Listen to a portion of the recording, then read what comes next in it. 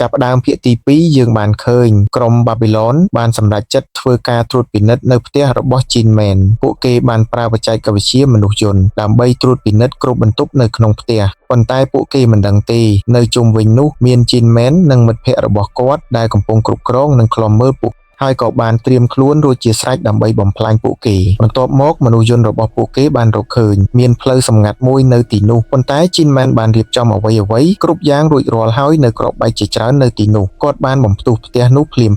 បៃឡាប្រាប់យ៉ុងកានថាជីនម៉ាន់ប្រហែលជានៅតែមើលយើងពីកន្លែងណាមួយយើងក៏ឃើញដែរថាជីនម៉ាន់នៅក្នុងវាលស្រែក្បែរនោះជាមួយជីនវ៉ូគាត់ចង់សម្លាប់បៃឡាកំភ្លើងរបស់គាត់ប៉ុន្តែជីនវ៉ូនិយាយថាឡាននេះការពារគ្រាប់កំបន្ទាប់មកជីនម៉ានបានត្រឡប់ទៅផ្ទះរបស់គាត់វិញហើយក៏បានពន្យល់អ្វីៗគ្រប់យ៉ាងដល់ជីអានប៉ុន្តែជីអាននៅតែមិនអាចទទួលយកអ្វីៗគ្រប់យ៉ាងបានទោះបីជាជីនម៉ានបាននិយាយក៏ដោយគាត់បានធ្វើអ្វីគ្រប់យ៉ាងដើម្បីផលប្រយោជន៍ពួកគេប៉ុន្តែជីអានបានជ្រើសរើសមិនចូលរួមក្នុងសកម្មភាពរបស់ជីនម៉ានឡើយដូច្នេះនាងចង់ប្រយុទ្ធតែម្នាក់ឯងជាចុងក្រោយជីនម៉ានបានសម្រេចចិត្តដោះលែងជីអានហើយក៏បាននិយាយដែរថាជីអាននឹងប្រយុទ្ធតែម្នាក់ឯងចាប់ពីពេលនេះតទៅប៉ុន្តែគាត់ក៏បានផ្ដល់សម្ភារៈមួយចំនួនដល់ជីអានផងដែរជាចុងក្រោយជីអានបានសម្រេចចិត្តចាកចេញហើយនៅមុនពេលដែលនាងចង់ចាកចេញពីនាងក៏ត្រូវបានផ្ដល់សម្ភារៈមួយចំនួនដោយបងប្រុសផងដែរបងប្រុសបាននិយាយនៅក្នុងកាបូបដែលគាត់បានឲ្យមានរបស់របរមួយចំនួនដែលនាងត្រូវការផងដែរហើយជីអានអាចបើកវាបានបន្ទាប់ពីនាងបានមកដល់គោលដៅដូច្នេះសំណួរគឺតើមីនហៃនិងប៉ាស៊ីននៅឯណាមួយឆ្នាំបានកន្លងផុតទៅជីអានរស់នៅក្នុងភូមិដែលនៅឆ្ងាយពីទីក្រុងភូមិនេះស្ថិតនៅលើកោះហើយនាងតែងតែរត់នៅពេលយប់ហើយមានបុរសម្នាក់ដែលតែងតែតាមដានឃើញនាងតាមពិតទៅជីអាននាងរស់នៅតែម្នាក់ឯងនៅក្នុងភូមិប៉ុន្តែនាងនៅតែមានរបួសផ្លូវចិត្តអំពីហេតុការណ៍មួយដែលបានកើតឡើងចំពោះនាងកាលពី1ឆ្នាំមុនជាពិសេសមុខរបស់សាំងជូដែលនាងបានសម្លាប់ដោយផ្ទាល់សូម្បីតែឥឡូវនេះជីអាននៅតែឃើញមុខរបស់គាត់ជាញឹកញាប់នៅព្រឹកបន្ទាប់បុរសម្នាក់ដែលតែងតែកត់សម្គាល់ឃើញជីអានគាត់ឈ្មោះអ៊ូជីនគាត់ជាអ្នករស់នៅម្នាក់ក្នុងចំណោមអ្នករស់នៅទីនោះនៅក្នុងឈុតបន្ទាប់យើងឃើញយូជីនដែលនៅជាមួយឪពុករបស់គាត់នៅជិតឆ្នេរហើយកំពុងធ្វើជំនួញរបស់មានស្ត្រីមួយចំនួននៅក្នុងភូមិនៅក្បែរនោះដែលកំពុងធ្វើការងាររបស់ពួកគេអេរិនក៏នៅជាមួយពួកគេដែរហើយជួយពួកគេស្ត្រីម្នាក់សម្លឹងមកនាងហើយនិយាយថាអ្នកធ្វើបានលឿនណាងបានយ៉ាងងាយយើងទទួលបានប្រាក់នៅទីនេះតាមអត្រាម៉ោងគ្មានចំណុចណាត្រូវប្រញាប់ប្រញាល់ទេអេរិននិយាយថាខ្ញុំយល់ហើយទោះជាយ៉ាងណាក៏ដោយក្រោយមកគាត់ឃើញថានាងធ្វើការងាររបស់នាងបានលឿនហើយក៏ចាកចេញទៅក្រោយមកស្ត្រីចាប់ផ្ដើមនិយាយអំពីនាងតាមពិតទៅពួកគេមិនចូលចិត្តនិងមិនស្រួលជាមួយជីអានទេ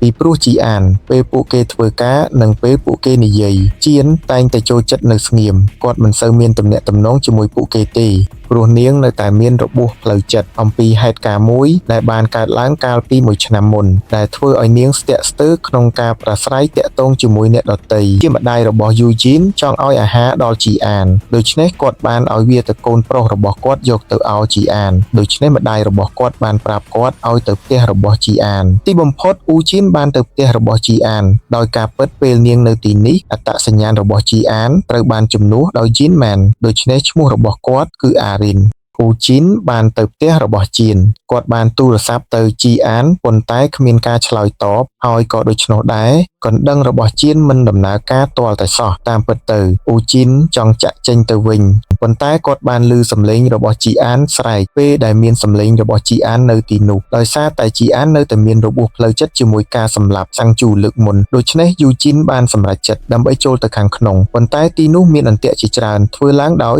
ជីអាន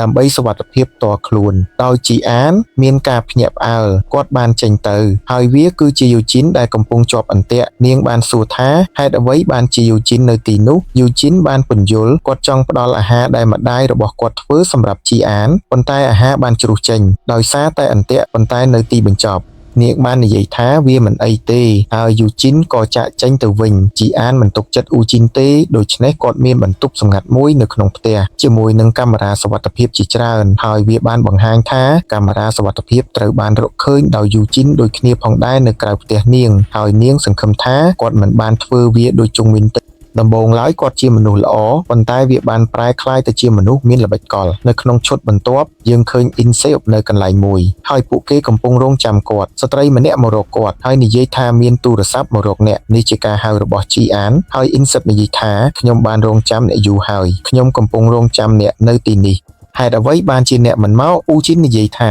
ខ្ញុំបាននិយាយថាយើងនឹងនិយាយគ្នាប៉ុន្តែមានភ្នាក់ងារជាច្រើននៅទីនេះគាត់ផ្ញើរូបថតរបស់អ្នករាល់គ្នាគាត់ផ្ញើទិន្នន័យសម្ងាត់ដែលគាត់បានយកពីម៉ាស៊ីនមេមុនកន្លែងដែលបាប៊ីឡូនបានធ្វើប្រតិបត្តិការមួយដែលជាការសម្លាប់នាយករដ្ឋមន្ត្រីពូជីននិយាយថានៅពេលដែលបាប៊ីឡូនត្រៀមខ្លួនចរចាបន្ទាប់មកតាក់ទងមកខ្ញុំអ៊ីនសបចេញមកគាត់និយាយទៅកាន់បរិសនោះតើគាត់ដឹងដោយរបៀបណាថាមានភ្នាក់ងារនៅទីនេះអ៊ីនសបនិយាយថាខ្ញុំមិនដឹងទេប៉ុន្តែគាត់គិតថាខ្ញុំនឹងភ័យរឿងនេះនឹងមិនកើតឡើងទេគាត់មកដល់ឡានរបស់គាត់មានការសង្ស័យខ្លះគាត់ប្រាប់កូនចៅរបស់គាត់ឲ្យចេញទៅខ្ញុំត្រូវលាងឡានជាមុនសិនគាត់ចូលមកក្នុងឡានជាកន្លែងដែលជីនម៉ាន់នៅជីនម៉ាន់និយាយថាតោះទៅគាត់សួរថាទៅណាជីនម៉ាន់ប្រាប់ឲ្យទៅលាងឡានអ៊ីនសបប្រាប់ឲ្យជឿខ្ញុំមិនបានដឹងទេថាមានភ្នាក់ងាររបស់បាប៊ីឡូនបន្ទាប់មកជីនម៉ាន់និយាយថាខ្ញុំនឹងដោះស្រាយហើយខ្ញុំនឹងប្រគល់ទិន្នន័យវិញប្រសិនបើគាត់មិនបានធ្វើបែបនេះទេបន្ទាប់មកទិន្នន័យរបស់បាប៊ីឡូនខ្ញុំនឹងបង្ហាញហើយវានឹងមានរឿងអ្វីនឹងកើតឡើងដែលមិនគួរកើតឡើងទេហើយក៏មិនគួរមានអ្វីកើតឡើងចំពោះក្មួយស្រីរបស់ខ្ញុំជីអានឡើយនៅក្នុងឈុតបន្ទាប់មនុស្សស្រីម្នាក់មកពីប្រទេសជប៉ុនចូលមកក្នុងអគារនោះជាកន្លែងបាប៊ីឡូនឈ្មោះរបស់នាងគឺជីននៅទីនេះយើងឃើញអ៊ីនសកំពុងនិយាយជាមួយយ៉ុងហានគាត់និយាយតើជីនម៉ានបាននិយាយអ្វីប៉ុន្តែបន្ទាប់មកគាត់ក៏ឃើញថាទាហានខ្លះកំពុងប្រយុទ្ធគាត់ចូលមកខាងក្នុងគាត់បានជួបជីនកាត់មកកំពង់ផែយើងឃើញបរិសម្នាក់គាត់ឈ្មោះជ័យដោយចៅហ្វាយរបស់គាត់និយាយប្រាប់គាត់ថាអ្នកត្រូវតែបញ្ចប់ការងាររបស់អ្នកហើយសម្រាប់រឿងនេះរយៈពេលប្រម៉ោងត្រូវបានផ្ដល់ឲ្យបន្ទាប់មកគាត់បានឲ្យកូនសៅទៅជេរបន្ទាប់មកជ័យបានថែមម៉ោងប្រម៉ោងនៅក្នុងទូរស័ព្ទរបស់គាត់ពេលមកដល់ម៉ូតូរបស់គាត់ហើយបានចាក់ចេញទៅកន្លែងណាមួយ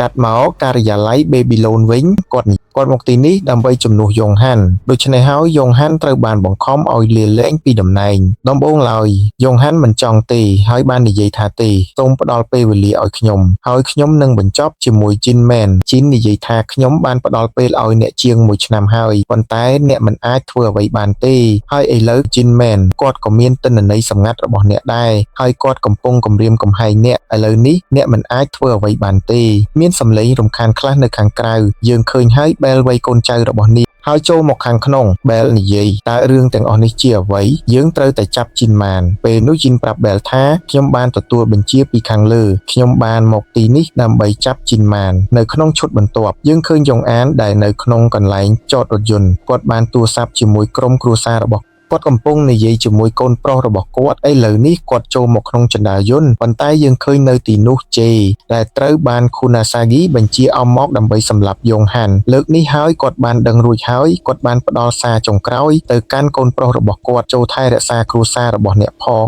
គាត់ដកកាំភ្លើងចេញជេបានដកកាំបិតរបស់គាត់ចេញពួកគេចាប់ផ្ដើមប្រយុទ្ធគ្នាប៉ុន្តែយ៉ុងអានមិនអាចធ្វើអ្វីបានទេជេក៏បានសម្លាប់គាត់តាមពិតទៅពីកាមេរ៉ាសុវត្ថិភាពសន្តិសុខក៏បានឃើញដែរហើយគាត់ទេដែលត្រូវបានគំរាមកំហែងដោយជេមិនឲ្យរាយការណ៍រឿងទេបើរាយការណ៍មែនជីវិតរបស់គាត់នឹងត្រូវបាត់បង់បន្ទាប់មកជេបានរាយការណ៍ទៅជីនថាបេសកកម្មរបស់ពួកគេទទួលបានជោគជ័យជីនបានព្យាយាមបើកគេហទំព័រជំនួយ Murder Help ប៉ុន្តែដោយជីនមិនជាម្ចាស់នាងមិនអាចទេពីព្រោះនៅតែស្ថិតក្រោមការជួសជុលបន្តនៅថ្ងៃបន្ទាប់ជីអានចង់ទៅទីក្រុងពីព្រោះមានកប៉ាល់តែមួយនៅកន្លែងដែលនាងរស់នៅឥឡូវនេះម្ដងក្នុងមួយខែពួកគេមានកាលវិភាគទៅក្រុងគាត់ត្រូវបានមីងអញ្ជើញឲ្យទៅញ៉ាំអាហារជាមួយគ្នាប៉ុន្តែជៀនមិនសូវចេះគួរសមទេហើយក៏មិនមានទំនាក់ទំនងជាមួយពួកគេដែរពួកគាត់ក៏បានសួរនាងតើនាងនឹងធ្វើអ្វីនាងប្រាប់ថាគឺត្រូវទៅជួសជុលទូរស័ព្ទដៃរបស់នាងដែលបានបែកអេក្រង់ពេលនោះយូជីនបាននិយាយជាមួយជីអានថា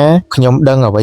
គ្រប់យ៉ាងនៅទីនេះប្រសិនបើអ្នកត្រូវការជំនួយសូមប្រាប់ខ្ញុំហើយគេក៏បានផ្ដល់លេខទូរស័ព្ទអានាងជេនិយាយយល់ព្រមនាងមកលើទូករបស់នាងប៉ុន្តែនាងចាប់ផ្ដើមសម្លឹងមើលយូជីននាងសង្ស័យលើវូជីននៅឈុតបន្ទាប់ជីអានបានទៅទីក្រុងនាងទៅតែជួសជុលទូរស័ព្ទដៃរបស់នាងបន្ទាប់មកនាងចង់ញ៉ាំអាហារដែលនាងចង់ញ៉ាំពេលនៅលើឡានក្រុងមានបរិសម្នាក់ដែលសម្លឹងមកនាងឥតឈប់ឈរនាងក៏ហាក់ដូចជាមានការសង្ស័យចំពោះបរិសម្នាក់នោះដែរជីអានបានទៅភោជនីយដ្ឋានចៅសៀមព្រោះគាត់ពិតជានឹកប៉ាស៊ីនដែលធ្លាប់នៅទីនោះពីព្រោះរហូតមកដល់ពេលនេះ នាងមិនបានជួបគាត់នោះទេហើយក៏គ្មានទំនាក់ទំនងជាមួយផាស៊ីទេពេលនៅភោជនីយដ្ឋានបរិសុទ្ធដែលបានឃើញនាងនៅលើឡានក្រុងវាក៏នៅទីនោះដែរនាងមានការសង្ស័យភ្លាមតើនេះជាអ្នកណាប្រហែលជាមនុស្សមកពីបាប៊ីឡូនអញ្ចឹងនាងបានចាក់ចេញពីកន្លែងនោះបរិសុទ្ធម្នាក់នោះបានតាមពីក្រោយម្ដងហើយចុងក្រោយជីអានបានចាត់ការគាត់ហើយបានសួរបរិសុទ្ធនោះមានគោលបំណងអ្វីដែលតាមគេនាងពីលើឡានក្រុង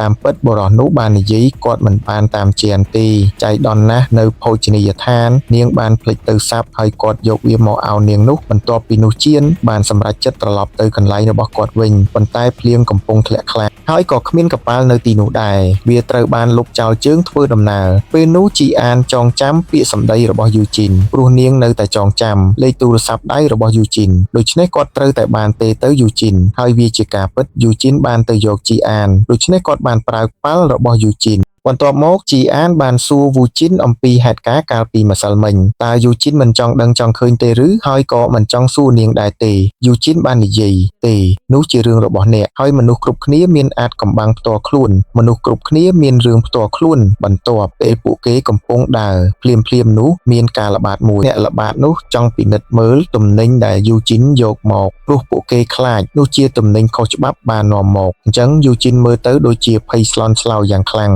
ហើយជីអានមានការភ្ញាក់ផ្អើលហេតុអ្វីបានជាយូជីនភ័យស្លន់ស្លោយ៉ាងនេះហើយដោយសារតែភាពភ័យស្លន់ស្លោនោះពេលដែលគាត់មានបំណងទម្លាក់វាចោលទេហើយវាក៏ជ្រុះចេញមកដែលលំនឹងដែលគាត់បានយកមកគឺអាវុធខុសច្បាប់ហើយនៅពេលដែលជីអានបានឃើញថាយូជីនត្រូវបានភ្ជាប់ទំនាក់ទំនងជាមួយគេហទំព័រ Murder Help បន្ទាប់មកពេលជាមួយគ្នាបងប្រុសបានរាយការណ៍ទៅជីម៉ាន់ថាឥឡូវនេះជីអានកំពុងស្ថិតនៅក្នុងការស្វែងរកជាមួយតម្លៃខ្លួន$2 លាន